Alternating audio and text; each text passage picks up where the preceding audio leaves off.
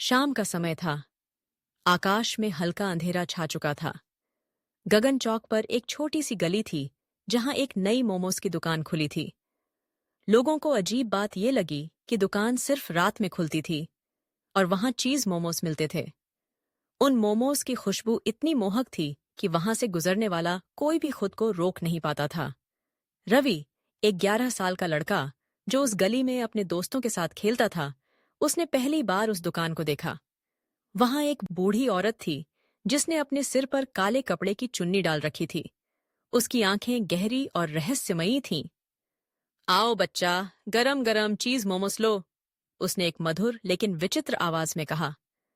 रवि ने मोमोस का एक टुकड़ा लिया, लेकिन खाते ही उसे अजीब सा महसूस हुआ। मोमोस का स्वाद लाजवाब था, मगर उसके अंदर कुछ ऐसा था जो रवि को बेचैन कर रहा था।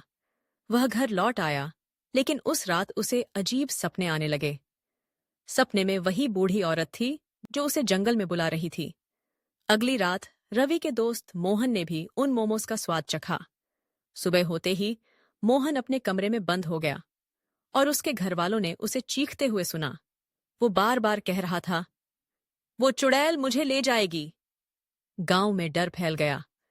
हर कोई उस दुकान से बचने लगा, मगर रवि को महसूस हो रहा था कि कुछ बहुत बड़ा रहस्य छिपा है। रवि ने अपने दादा से उस बूढ़ी औरत के बारे में पूछा। दादा ने बताया, वो औरत कई साल पहले एक जादूगरनी थी। उसने गगन चौक के बच्चों को अपने जादू से गायब कर दिया था। लोग कहते हैं कि उसने अपने हाथों से बच्चों को मोमोस में बदल दिया था। रवि ने ठान लिया कि वह उस रहस्य को सुलझाएगा। उसने रात के अंधेरे में दुकान की ओर कदम बढ़ाए। जैसे ही वो वहां पहुंचा, उसने देखा कि दुकान में एक बड़ा सा कड़ाहा उबल रहा था।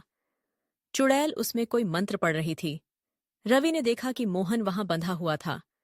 उसने हिम्मत जुटाई और चुड़ैल पर पानी का बाल्टी डाल दिया, जिसे उसने पहले से तैयार रखा था। जैसे ही पानी चुड़ैल पर गिरा, उसका रूप बदलने लगा। वो बूढ़ी औरत एक डरावनी चुड़ैल में बदल गई। मगर जैसे ही रवि ने चुड़ैल को रोका, उसने चीखते हुए कहा, तुमने मेरी सच्चाई जान ली, मगर मैं फिर वापस आऊंगी। रवि ने मोहन को बचाया और गांव के लोग इकट्ठा हो गए। सबने मिलकर उस दुकान को जला दिया। मगर रवि को हमेशा याद रहा कि उस रात उसने एक बड़ी भयानक सच्चाई का सामना किया था। गांव में फिर कभी कोई उस गली से नहीं गुजरा, मगर वो मोमोज की खुशबू कभी कभी हवा में तैर जाती थी। परिशीयेदी, मानो चुड़ैल अब भी कहीं पास हो।